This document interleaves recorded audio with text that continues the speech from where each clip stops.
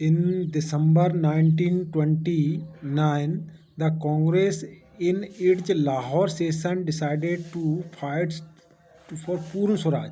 पूर्ण स्वराज की मांग भारत में 1929 से स्टार्ट हुई और 26 जनवरी 1930 को clears as the independence day, Bharat को स्वतंत्रता दिवस एक तरह का मनाया गया 26 जनवरी 1930 का पहला। This is why our leaders decided to celebrate 26 January 1950 as the day of the constitution of India. और पूर्ण संविधान कब लागू हुआ? 26 जनवरी 1950 को संविधान अपना लागू हो गया। Rajendra Prasad was elected president of the constituent assembly. Rajendra Prasad क्या है? प्रेसिडेंट को चुने गए।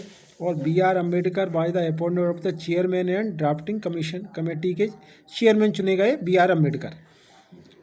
Sarojini Naidu and Vijay Lakshmi Pandit were important women member, ये मेंबर थी दोनों महिलाएं।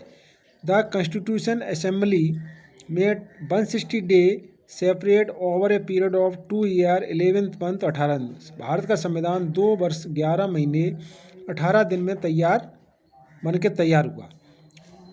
Objective revolution was set out by the Jawaharlal Nehru.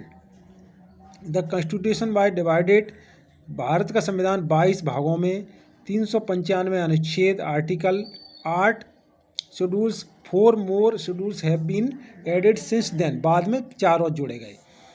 Originally in India voting age 21 year, this was later reduced 18 वर्ष। पहले 21 वर्ष थी उम्र वोट डालने की, पर 18 वर्ष हो गई।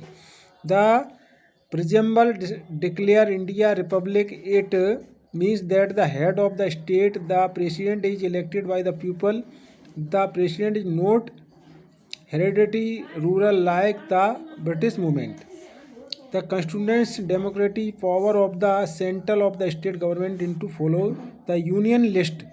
Subject of the national important like the defense, foreign affair, atomic energy है, banking है, post and telegraph are including are this, ये सेंट्रल के मैटर है। This central government can pass law on the subject motion union list। 19 subject हैं। State the comparing those important subject who is the state government can pass law. The subject like जैसे police है, local government है, trade व्यापार है, और commerce with the state, agriculture include in this list.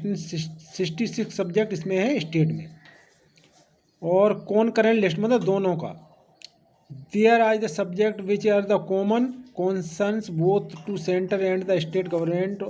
Ordinary both the central and the state government can frame law of these the subject, however if there the conflicts between the central law and the state law of the subject the concerns list, the central law would be effective। मतलब राज्य और केंद्र में कोई अगर conflict मतलब घर्षण की या मान के चलो संघर्ष की स्थिति बनती है तो सेंट्रल का पक्ष भारी रहेगा। This list include subject criminal है, सिविल प्रोसीडर है, मैरिज एंड डिवोर्स है, एजुकेशन है, इकोनॉमिक्स प्लानिंग है, ट्रेड है, यूनियन है। 47 सब्जेक्ट है। Residuary power matter with are the not include of the division of the power are known the residuary power. The central government has been given the power of the legislative, these the history subject. In 1976 42 amendment, the word socialist, secular and unity and integrity of the nation were added in the prism, इसमें जोड़े गए शब्द 1976 में। Union executive consists of the president, the vice president of the council of the minister headed by the prime minister. The presidents may be removed before the expiry of the term though the special procedure known as the impeachment। राष्ट्रपति को भी हटा सकते हैं लेकिन इसके लिए विशेष प्रावधान है। द प्रेसिडेंट अपॉइंट, राष्ट्रपति का चुनाव कैसे होता है? The prime minister, member of the council of the minister, government state, chief justice, जज of the supreme court as high courts, attorney general, comptroller and attorney general, chief justice, ये राष्ट्रपति नियुक्त करता है। कमिश्नर एंड अदर इलेक्टिक जैसे election commissioner, chairman and member of the union public service commission and ambassador, high commissioner of the court, ये सब ये राष्ट्रपति इलेक्टेड करता है। इस प्रकार के अन्य वीडियो देखने के लिए लाइक, शेयर और सब्सक्राइब कीजिए।